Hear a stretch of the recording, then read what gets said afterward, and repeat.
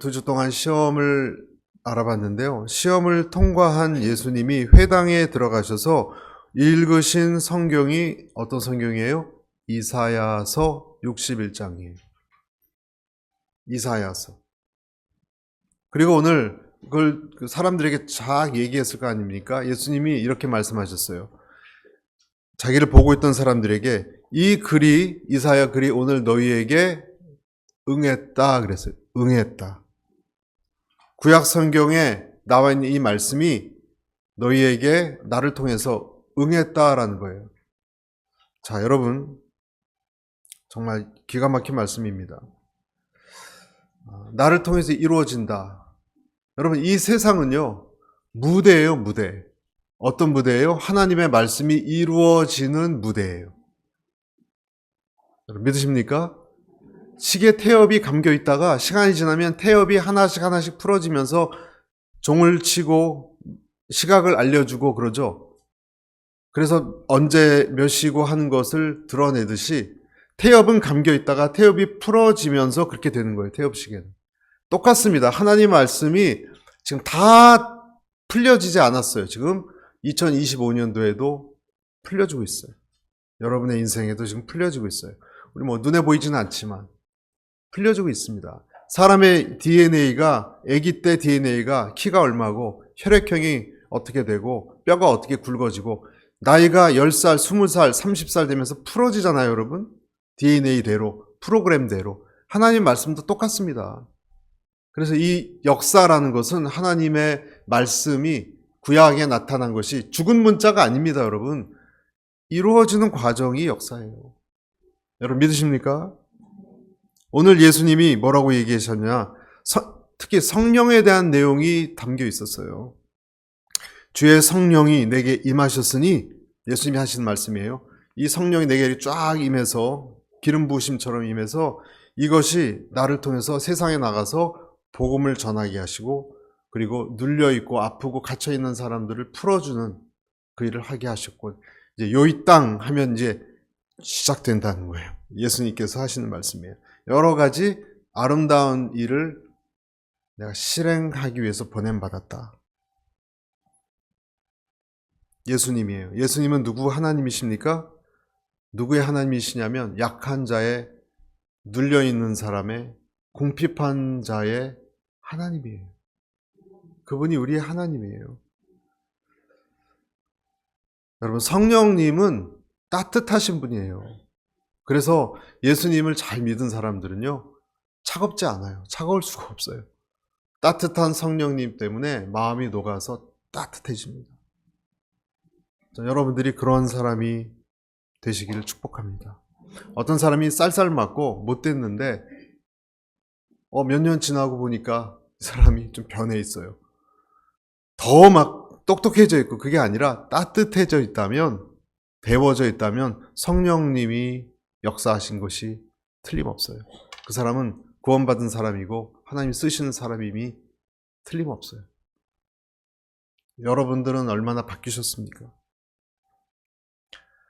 하나님은 그런 분이세요. 마치 고생하는 아들을 사랑하는 아버지의 마음 같은 거예요. 어떤 친구 화가가 자기 화실에 액자 속에 어떤 편지가 끼어 있었어요. 편지. 화가인데 그 내용이 정말 국보급이라 읽고 또 읽었다 그래요. 어떤 친구 화가의 액자 속에 끼어져 있었는데 뭐 이렇게 대단한 거냐라고 이제 읽어봤더니 누가 쓴 쪽 편지예요. 아마 추측한 바에 의하면 시골에 있는 늙은 아버지가 서울에 돈 벌러 온 아들에게 쓴 편지 같았습니다. 모르는 사람의 편지인데 너무 귀해서 이렇게 액자까지 해놨다는 거예요. 그 편지의 글자는 붓으로 썼기보다는 꼬챙이에 그 끝에 먹을 묻혀서 쓴 것 같이 보이고 아주 삐뚤빼뚤했답니다. 이 종이는 저녁 때마다 은행에 들리는 지게꾼이 아들한테 쓴 편지 같았대요. 매번 그 지게꾼이 늙은 아버지죠. 저금을 하고 갔는데 어느 날 좀 일찍 오더니 종이에 싼 많은 동전을, 옛날엔 그랬잖아요, 여러분. 동전 벌어가지고 종이에 싸가지고 그걸 쭉 넣는데 이것을 그냥 종이가까지 같이 받았나 봐요. 그 동전을 싸고 있던 종이가 액자 속에 있는 그 편지 내용이에요. 여러분 그 읽어드릴게요. 들어보세요. 이 지게꾼 아버지가 서울에 고생하는 아들한테 쓴 편지. 네 무슨 주변에 고기 묶었나? 콩나물 묵어라. 참기름이다 많이 쳐서 묵으라. 순이는 시집 안 갈기라 하더라. 니는 빨리 장가 안 들어야겠나? 돈 좋다. 그러나 너가 엄마는 돈보다도 너가 더 좋다 한다. 편지 끝이에요. 아들을 향한 아버지의 사랑이 여러분 애틋하게 느껴지지 않습니까? 우리 사람의 마음은 여러분 물 묻은 종이장 같아서 우리 마음은요 금방 상하고 찢어집니다. 약합니다. 그런데 주님은 그런 사람들에게 성령님의 따뜻함으로 다가오신 분이고 그리고 그때마다 그 예수님을 만진 사람은 살아났습니다. 성경에 보면 누가복음 6장 19절 같이 한번 읽어볼까요? 시작. 온 무리가 예수를 만지려고 힘쓰니 이는 능력이 예수께로부터 나와서 모든 사람을 낫게 함이로라. 예수를 만지면 예수님하고 같이 있고 예수님하고 같이 지내고 그의 말씀을 듣고 밥도 먹고 예수님이 밥 먹는 거 좋아하셨어요. 사람들하고. 국밥을 먹고 그러니까 사람들이 나음을 입었어요. 그러고 보니 예수님이세요. 예수님이 막 식사하는데 옆에 앉아있으면 막 속을 투시하는 것처럼 무서워서 못 먹고 그런 게 아니고 예수님하고 같이 있었더니 나음을 입었어요. 예수님은 사람들마다 조용히 천천히 다가가셨고 그렇지만 의미 있게 다가가셨습니다. 그런데도 이상하게 몇 마디 해보지 않은 사람들이 힘을 얻고 나음을 입고 일어섬을 받는 빛을 발하는 일들이 일어났습니다. 여러분 동족을 등쳐먹는 세일이 마태 같은 사람에게도 어떤 일이 일어났습니까? 넌 날 따르라 그랬더니 세관에 있다가 예수님 따랐는데 그 다음이 중요해요. 나중에 이 세리 마태가요, 돈밖에 모르는 세리 마태가 사람들을 다 초청해서 큰 잔치를 베풀었습니다. 돈 많이 듭니다, 여러분. 사람들 다 초청하면. 돈에 아주 노랭이인 세리한테는 있을 수 없는 일이 일어난 거예요. 왜 그랬을까요? 그 마음에 어떤 부분이 터치가 돼서 그런 거예요. 18절에 나와 있지 않습니까, 여러분? 포로된 자에게 자유를, 눈먼 자에게 다시 보게 함을 전파하며 눌린 자를 자유롭게 하고. 여러분, 성령님이 일하시면 이런 일들이 일어납니다. 포로된 사람은 무슨 뜻입니까? 어떤 센 것에 묶여있는 거예요. 여러분, 사람들마다 묶여있는 부분이 있어요. 저도 있고 여러분도 있어요. 우리 과거에 상처가 있기 때문에 묶여있는 부분이 있습니다. 그것을 풀어주려면은 더 힘이 센 사람이 와서 풀어줘야 돼요. 더 능력 있는 사람이 그것을 꼭지를 풀어주고 빼내야 돼요. 골로새서 1장 13절 14절 13, 14절 그가 우리를 흑암의 권세에서 건져내사 그의 사랑의 아들이 나라로 옮기셨으니 그 아들 안에서 우리가 속량껏 죄함을 얻었도다. 옮겼다는 거예요. 풀어서 감옥에서 빼내서. 흑암의 권세. 여러분, 흑암의 권세가 있다는 걸 여러분 인정하십니까? 인정하십니까? 신내는 사람 있죠? 신내는 사람 오른팔은 얼마나 센지 사람도 번쩍 듭니다.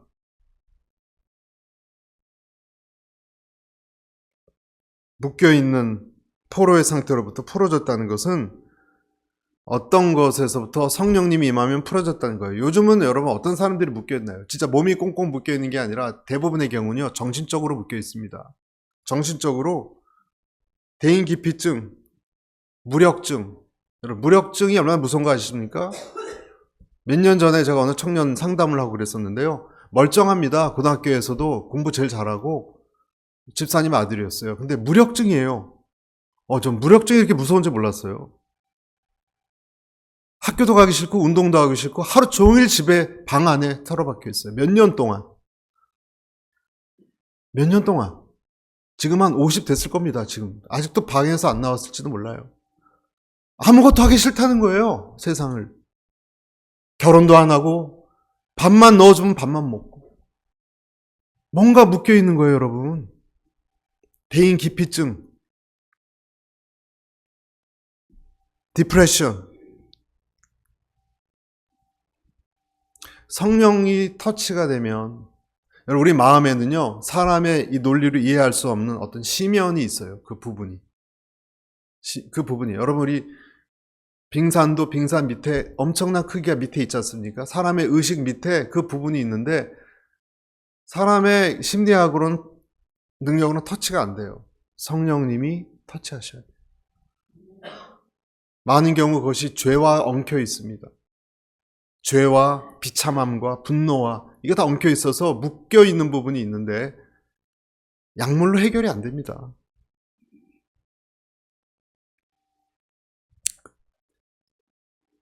그 부분이 해결되는 것을 우리가 치유됐다고 말하는 것입니다.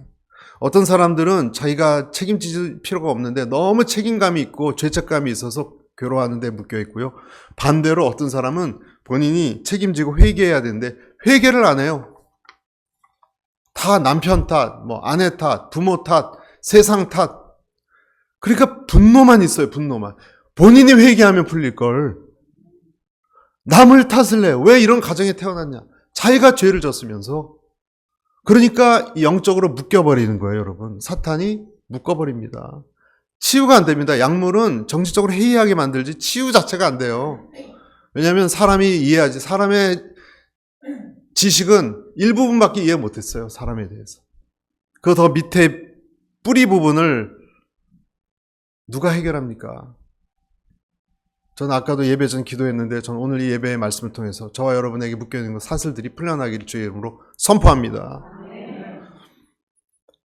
지나친 죄책감도 문제고요. 반대로 회개해야 되는데 피해 다니는 것도 문제입니다. 이 둘을 잘 구별해야 됩니다. 잘 구별해야 됩니다. 이런 것이 깊은 곳에 있는 어떤 사슬 같은 거예요. 여기가 예수님의 이름으로 끊겨야 돼요. 여러분 믿으십니까? 죽으면 죽으리라를 쓴 안희숙 여사 여러분 들어보셨죠? 신사참배 반대하시다가 아주 모진 고초를 당했습니다. 고문당하고 그랬어요. 나중에는 LA 와서 그 남편하고 김동명 목사님하고 목회도 잘해서 죽으면 살리라 책을 썼죠. 그 다음에 이 죽으면 죽으리라 정말 읽어볼 만한 정말 강력히 추천하는 책인데 일제시대 때 감옥에서 만난 죄수 중에 죄수 번호 92번이라고 있었습니다. 괴물 같은 만주 여자였습니다. 92번. 이 만주 여자가 어떤 여자였냐면 너무 가난해서 17살 때 늙은 사람한테 팔려고 갔습니다. 시집을 가게 됐습니다. 강제로. 근데 어느 날 그 마음이 어떻겠어요, 여러분. 꽃다운 17세 소년인데 늙은 할아버지 같은 사람하고 살아야 되니까. 어느 날 산골에서 약을 파는 청년하고 눈이 맞아서 깊은 사랑에 빠졌습니다. 다른 청년하고. 그러다가 남편을 죽이기로 계획하고 그것을 실행한 다음에 도망가다가 붙잡혔어요. 그 남자친구하고 같이 붙잡혔어요. 남자는 끔찍한 고문 때문에 다 실토를 했지만 이 여인은 끝까지 모른다는 말 하다가 결국 미쳐버렸습니다. 이 만주 여자가 잡혀올 때는 뱃속에 아기까지 있었습니다. 너무 고통스럽고 잔인한 고문 때문에 실신하다가 정신 깼다가 이 반복하다가 정신이 돌아버린 거예요. 얼마나 감옥에 들어와서 고함을 치고 대소변도 가리지 못하고 흐트러진 검은 머리와 그 모양은 정말 인간 세상에서는 볼 수 없는 정말로 비참한 모습이었다고 합니다. 나중에는 안 돼서 독방을 쓰게 했어요. 독방을. 이 안희숙 씨도 여성의 고성이 정말 듣기 싫었지만 세수하러 갈 때마다 보게 됐거든요. 시간이 갈수록 그 밤새 부르짖는 소리가 영혼의 부르짖음으로 들리기 시작했습니다. 그리고 속으로 이 추운 겨울날 손에 쇠고랑을 차고 아무리 미쳤다고 해도 죽지 않고 살아있는 사람을 어떻게 동물보다 더 학대할 수가 있을까? 안타까웠대요. 하지만 만주 여자는 계속해서 고성을 질렀습니다. 무슨 소리가 났냐면 마치 몽둥이를 마루에 굴리는 것 같은 소리가, 그렁그렁한 소리가 밤새 멎지 않았고 언제나 뭔가 저주의 주문을 하는 듯한 말을 중얼중얼 거렸대요. 귀신 들린 거예요, 여러분. 간수한테 부탁해서 여자와 같은 방을 쓰게 해달라고 했습니다. 주님, 이 외국인 여자, 살인한 젊은 부인, 쇠를 차고 멸시와 학대에 미쳐버린 이 여자를 돌볼 사람이 이 세상에 아무도 없습니다. 이 여자를 나에게 주십시오. 같은 방을 쓰게 됐는데 이 미친 여자는 아무 때나 안희숙 씨에게 달려들어서 사나운 행동을 했고 공격을 가했습니다. 그럴 때마다 안희숙은 끊임없이 여인을 붙들고 기도했고 혹독한 이 추운 방에서 이 여자가 편히 잠들 수 있도록 이 여자의 얼어있는 발을, 그 더러운 발을 가슴에 품었어요. 옷 밑으로 넣어서 얼음발을 잠에서 깰 때까지 붙들고 기도했습니다. 그리고 이렇게 얘기했어요. 네 말이 다 맞다. 네 말이 맞다. 소리를 미친 여자가 지를 때마다 네 말이 맞다. 네 말이 맞다. 그렇게 말했습니다. 그녀를 위해서 금식기도 했고 자기한테 배급된 밥과 국을 자기가 안 먹고 여인을 위해서 베풀었습니다. 시간이 지나고 이 여인은 점점 온순해지고 안희숙을 좋아하게 됐습니다. 그리고 이 전하는 복음을 받아들인 다음에 놀랍게도 미친 상태에서 깨어났어요. 여러분, 있을 수 없는 일이 일어났어요. 미친 여자가요, 정신이 돌아온 거예요. 사형이 집행되는 직전 날, 전날 희망이 담긴 눈빛으로 안희숙 씨에게 언니, 하늘나라에서 다시 헤어지지 말고 만나요. 같이 살아요. 그렇게 말했다고 합니다. 사형을 받았지만 영혼이 구원받은 것입니다. 여러분, 우리 인생은 어떤 면에선 죄와 두려움의 포로입니다. 여기서 우리가 다 벗어날 수도 없고 알지도 못합니다. 만주 여자처럼 여러분 우리도 이 정도 심한 건 아니지만 각자 억울하고 힘든 세상살이 멍들고 상처난 부분을 붙들고 살아가는 것 아니겠습니까? 그런데 이 생각을 바꾸고 눌린 곳에서 빼주는 분이 누구시냐면 예수님이세요. 여러분 그것을 경험해 보셨습니까? 여러분 분노가 뭔지, 좌절감이 뭔지, 억울한 것이 무엇인지, 이것이 얼마나 사람들을 병들게 하는지 경험해 보셨습니까? 예수님을 정말로 만나면 예수님은 우리의 그 뿌리 부분에 손을 대세요. 어디라고요? 뿌리 부분에 풀어주세요. 뭔가를 풀어주세요. 확 풀립니다, 여러분. 어떤 부분. 그리고 의의 옷으로 감싸주세요. 어린아이를 엄마가 감싸듯이. 그런 일이 생깁니다. 그런데 정반대로 여러분, 죄를 지으면 우리의 이 자아에 구멍이 생겨요. 구멍이 생기면 사탄이 들어갑니다. 큰 죄를 지을수록 사탄이 들어와서 자리를 잡습니다. 그래서 여러분, 우리 각자에게 내가 죄로 허용했던 부분이 있으면 어디가 오염이 됐는지 분별해야 돼요. 알아야 돼요. 적어도 나는. 눈에는 안 보여요, 여러분. 여러분, 뭐 분노가 눈에 보입니까? 속상한 것이 눈에 보입니까? 대부분 눈에 보이지 않는 것이 여러분을 딱 잡고 있는 거예요. 통로로 악한 욕망, 음란, 미움 이런 것이 수수수 들어와서 자리 잡습니다. 성경에 보면 우상 숭배는 대부분의 경우 내 욕심 때문에 그래요, 여러분. 우상 숭배는 저주를 가져온다고 나와 있어요. 사슬을 묶이게 한다고 나와 있어요, 성경에. 어떤 사람이 여러분 불면증에 걸렸는데 그 이유가 뭔지 아세요? 욕심 때문이에요. 억울하니까 밤새 억울한 걸 생각하다가 잠이 달아나 버렸어요, 여러분. 잠이. 이런 것은 예수님의 이름으로 씻고 회개해야 됩니다. 오늘 18절에 나와 있듯이 주의 성령이 내게 임하셨으니 이는 가난한 자에게 복음을 전하게 하시려고. 여러분, 묶여있는 자를 풀어주고 이러한 어떤 예수님의 말씀과 능력이 우리 속에 어떤 부분에 흘러들어가서 어떤 것 잠겨있고 묶여있고 그런 것을 풀어주시기를 주의 이름으로 축복합니다. 그래야 빠져나올 수 있어요. 열쇠 같은 거예요, 여러분. 그건요, 다른 사람이 하는 게 아니라 내가 하는 거예요. 주님은 들어오시지만 그걸 풀어내는 것은 누가 하는 거예요? 내가 하는 거예요. 내 안에 들어와 말씀을 넣어주십니다. 그러나 넣어주시는 것까지 하는 거고 붙드는 것은요, 내가 해야 되는 거예요. 말씀이 머물도록 붙드는 것은, 오늘도 설교 말씀을 드리죠? 설교 말씀을 듣고 집에 가져가고 붙드는 건 여러분이 해야 되는 거예요. 그렇지 않으면 그냥 휘발유처럼 또 날아가요. 아름다운 소식, 그런 것, 소망의 생각, 그 생각이 여러분에게 터치되면 붙드셔야 됩니다, 여러분. 그 역할은요, 누가 해요? 여러분이 하는 거예요. 성경에 정확히 나와 있어요, 여러분. 고린도 후서 10장 4절 5절에 이렇게 나와 있어요.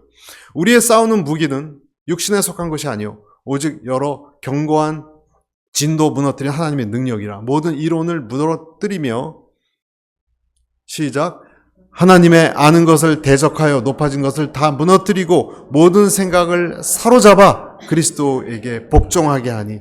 사로잡아서 그리스도에게 복종하게 하는 것 여러분이 하셔야 됩니다. 사로잡아야 돼요. 세상적인 유혹과 다른 쓸데없는 생각들 사로잡으셔야 됩니다, 여러분이. 그래서 예수님의 권위 앞에 붙들어 묻고 복종을 시켜야 되는 겁니다. 이것이 여러분, 이것이 진리예요. 진리의 기능이에요. 잘못된 것을 대체시키는 거예요. 예수님에게 내 생각을 복종시키는 거예요. 여러분, 대부분 우리가 묶여있는 이유는 뭘까 생각해 보세요. 내가 왜 묶여있을까? 잘못된 권위를 허용해서 그래요. 여러분, 내적 치유의 원리입니다, 이것이. 잘못된 권위. 아버지, 여러분의 아버지가 뭐라고 어려서 한 말은 그때는 권위 있게 들었어요. 그러나 지금 시간이 지나가면 그 우리 아버지도 술 취했고 화가 났고 연약한 인간이에요. 그분이 한 말을 왜 고지고대로 믿으십니까? 근데 잘못된 권위를 인정한 거 아닙니까? 어느 집사님이 나한테 뭐라 그랬다. 어느 권사님이 뭐라 그랬다. 내 남편이 나한테 뭐라 그랬다. 그 말에 내가 묶여버리잖아요. 그 말에. 그 권위를 인정하니까. 지나가는 사람이 여러분 모르는데 욕을 했으면 여러분 그렇게 속상합니까? 그 권위를 인정 안 하니까 속상할 것도 없는 거예요. 나를 아는 사람이 그렇게 하면 굉장히 힘들죠. 그러나 예수님의 권위보다 그것이 강할 리가 없는 거예요. 그래서 예수님의 말씀으로 너는 괜찮다, 너는 깨끗하다, 너는 괜찮은 인간이야, 이 말을 권위 있게 들으시라는 거예요, 여러분. 그래서 내게 있는 찌꺼기 같은 잘못된 음성을 대체시키라고요. 바꾸라고요. 옛날 걸 몰아내고 옳은 생각, 하나님은 너를 소중히 여기셔. 너에겐 소망이 있어. 넌 잘할 수 있어. 내가 너를 끝까지 지켜볼 거야. 너는 살아날 수 있어. 이 말씀을 내가 너를 어떻게 보고 있고 도울 건지 기대해라. 이 말씀을 딱 취하고 권위 있게 받아들이시라고요. 그러면 영향력이, 능력이 일어나기 시작하는 것이 여러분 치유의 원리입니다. 그것이 치유의 원리입니다. 그러면 보이기 시작합니다. 아, 내가 잘못된 것에 괜히 연연하고 있었구나. 불필요한 것을, 내가 못하러 그런 것에 권위를 실어줍니까? 친구가 했던 말이 그렇게 중요합니까? 인간이 나에 대해서 얼마나 안다고. 무시해도 되는 거예요, 여러분. 하나님의 말씀이 아닌 것은요, 나를 그렇게 내가 묶여있을 필요가 없는 거예요. 그러면 보이기 시작하는 거예요. 내가 괜히 묶여있었구나. 괜히 묶여있었구나. 그럴 필요가 없었던 거구나. 잘못된 중독이 다 그런 데서 온 거 아닙니까? 그 피해의식에서. 물론 여러분, 내가 인정할 것은 인정해야 됩니다. 나도 잘못한 것이 있으면 예수님의 빛 앞에 드러내면 그 죄의 힘 자체가 사라지고 약해져요. 주님 앞에 가져가는, 그걸 회개라고 얘기하는 거예요. 사단은 내 생각을 공격한다는 것을 잊지 마셔야 됩니다. 증오심. 보통 여러분 증오심이 있을 때 귀신 들려요. 가만히 평안한데 귀신 들리는 역사는 없습니다, 여러분. 내가 피해를 당했고 분노에 떨고 있을 때 귀신이 들어옵니다. 하나님과 대적한 생각, 음탕함에 젖어 있으면 귀신 들어옵니다. 우울해집니다. 나중에 육체까지도 신경계통에 영향력을 줍니다. 그래서 여러분 치유받기 전에 늘 죄를 고백하라 그러잖아요. 그 이유가 거기에 있는 거예요. 그렇지 않으면 치유가 안 돼요. 성경에 나와 있지 않습니까? 야고보서 5장 16절 시작. 그러므로 너희 죄를 서로 고백하며 병이 낫기를 위하여 서로 기도하라. 의인의 간구는 역사하는 힘이 크느니라. 여러분, 하나님의 사랑을 사단은 직접 공격 못합니다. 우리가 발락 민수기 통해서 성경은요, 하나님의 역사는 원리가 다 나와 있는 책이에요. 발락은 절대 하나님 백성 공격 못합니다. 마술을 걸어도 안 됩니다. 여러분에게 만약에 말씀이 있고 여러분에게 기도가 있고 성령님이 있다면 어떤 외부의 공격도 여러분이 갖고 있는 그 생각을 당해낼 수가 없습니다. 여러분 마음은 늘 이렇게 든든할 뿐이에요. 여러분 마음이 든든하시기를 축복합니다. 고민, 걱정, 근심 있죠, 당연히. 그러나 근본적으로는 없어요. 왜? 그냥 잘 될 것 같아, 그냥. 여러분 잘 되십니다. 하나님이 안 살아계신 몰라도 하나님 다 보고 계시고 그렇잖아요, 여러분. 내가 잘못했으면 회개하면 되고 내가 억울하면 하나님이 다 보고 계시는데 뭐 이렇게 두려워할 게 있겠습니까? 악한 자들에 대해서 하나님이 큐티에도 나왔듯이 하나님이 다 생각이 있으세요. 하나님이. 그런데 이제 마지막 부분인데요. 성령님이 임해서 그 자녀들을 이렇게 자유롭게 하겠다는 말씀을 하셨는데 어떤 사람들은 이 말씀을 우습게 여겼어요. 우습게 여겼어요. 그 말씀 자체는 좋은 말씀, 이사야서 말씀인 것 같은데 그 말을 하는 사람은 내가 잘 모르겠다. 이렇게 얘기한 것이 22절이에요. 22절 한번 보시죠. 시작. 그들이 다 그를 증언하고 그 입으로 나오는 바 은혜로운 말을 놀랍게 여겨 이르되 이 사람이 요셉의 아들이 아니냐? 요셉의 아들 아니야? 저 옆집 누구 철순의 아빠 그 아들 아니야? 인간 예수님에 대해서는 잘 모르요. 어렸을 때 내가 코도 닦아주고 그랬는데 우리 집 앞에서 넘어져서 울 때 자전거도 이렇게 세워주고 이렇게 좀 헝클어진 머리 먼지 털고 그랬더니 걔가 지금 뭐 하는 거니? 이렇게 예수님을 고향 사람들이니까 잘 모르겠다는 거예요. 그래서 예수님이 이렇게 말씀하시면 23절 예수께서 그들에게 이르시되 너희가 반드시 의사야 너 자신을 고치라 하는 속담을 인용하여 내게 말하기를 우리가 들은 바 가버나움에서 행한 일을 내 고향 여기서도 행하라 하리라. 그리고 무슨 말이냐면 이 말은요, 이 속담인데요. 이 돌팔이 의사한테 너 자신을 먼저 고치고 그러니까 고향 여기서 먼저 기적을 좀 행해봐라. 그리고 예수여 그리고 나서 다른 데 가서 일하면 인정하겠다. 그 뜻입니다. 그랬더니 24절에 예수님이 이렇게 말씀하셨어요. 또 이르시되 내가 진실로 너에게 이르노니 선지자가 고향에서는 환영을 받는 자가 없느니라. 누구누구 개똥이 아들 누구누구 아니냐. 자기 수준으로 낮춰서 보고 있는 것입니다. 예수님을. 여러분 설교하는 사람이 제일 힘든 사람이 누군지 아시죠? 네.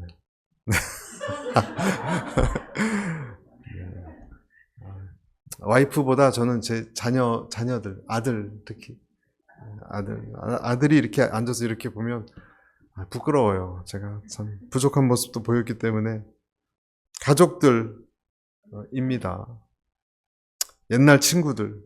왜냐하면 그 사람들은 그 사람을 그 이상으로 잘 안 보니까. 여러분 우리 눈에 그냥 보이는 것 이상 못 보면 사람에게 걸려서 거기서 그냥 넘어지고 거기서 끝납니다. 그걸 넘어서 그 이상을 볼 수 있는 것이 크리스찬들이 넘어야 될 여러분 어떤 단계 같은 거예요. 여러분 교회에서 오늘 선포되는 말씀을 여러분, 그 너머를 보게 되시기를 축복합니다. 그 너머를. 어떤 사람들은 또 그래요. 기독교 같은 서양 종교를 왜 믿느냐고. 기독교 같은 서양 종교를 왜 믿느냐고. 조선시대 때 서양 선교사들이 왔을 때 사람들이 양귀라고 불렀습니다. 서양 귀신을. 양귀. 왜 그걸 따라다니느냐? 엄밀히 얘기하면 서양 귀신이 아니죠. 기독교는 이스라엘의 신앙이에요. 서양하고 아무 상관없어요, 여러분. 이게 전 세계에 퍼진 것이죠. 어떤 사람은 선교사가 제국주의의 앞잡이다 그렇게 얘기합니다. 그것이 아니고 제국주의의 어떤 면에서 좀 이용당했을 뿐이에요. 어떤 사람 또 그래요. 기독교인들 위선자가 많다. 그리고 적어도 여러분 이 세상 사람들 보니까 다 위선자인데 적어도 크리스찬들은 자기가 위선자인 것을 알아요. 그래서 회개를 간혹 합니다. 그렇죠? 그만큼은 나은 거 아니에요. 어차피 여러분 우리 백화점 가면 다 물건 팔려고 위선하잖아요. 고객님 너무 멋있어요. 속으로는 전혀 안 멋있는데. 아름다우세요. 젊어 보이세요. 전혀 안 젊어 보이는데. 다 위선자예요. 교회 오는 사람들은 적어도 죄인이라는 것을 인정하잖아요.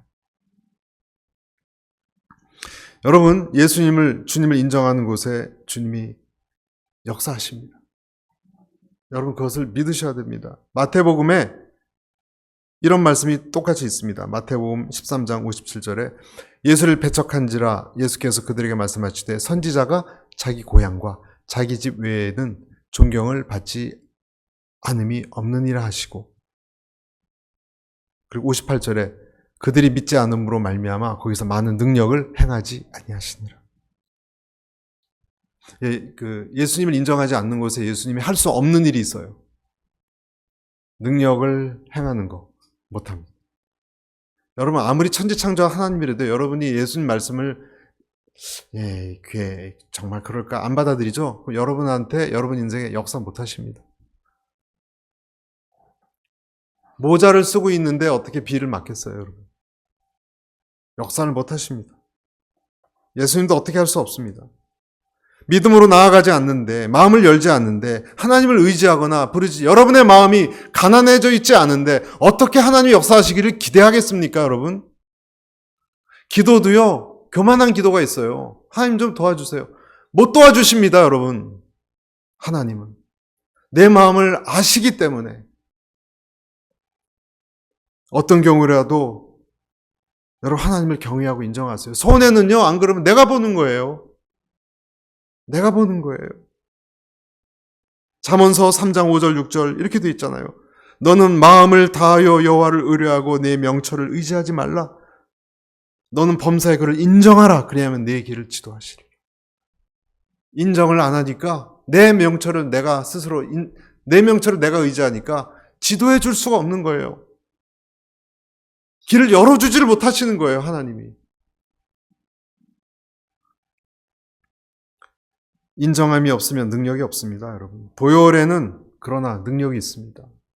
여러분 인정하시기를 축복합니다. 좋은 밭이 되십시오. 떨어진 씨를 소중히 여기십시오. 예수 그리스도를 보화와 같이 소중히 다루십시오. 여러분의 중심을 하나님에게 드리십시오. 심령이 가난해지십시오. 그래야 하나님의 나라가 임하는 것입니다. 그렇지 않으면 역사할 수가 없습니다, 여러분. 그런 사람들은 보통 교회를 비판하고 성도를 비판하고 하나님을 비판합니다.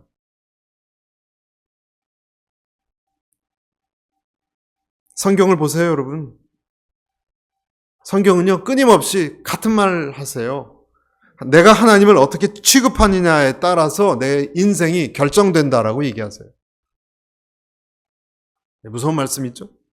야고보서 4장 8절 하나님을 가까이 하라. 그리하면 너희를 가까이 하시리라. 이 무슨 말이에요? 여러분이 가까이 안 하면요, 하나님이 여러분하고 상관없어요.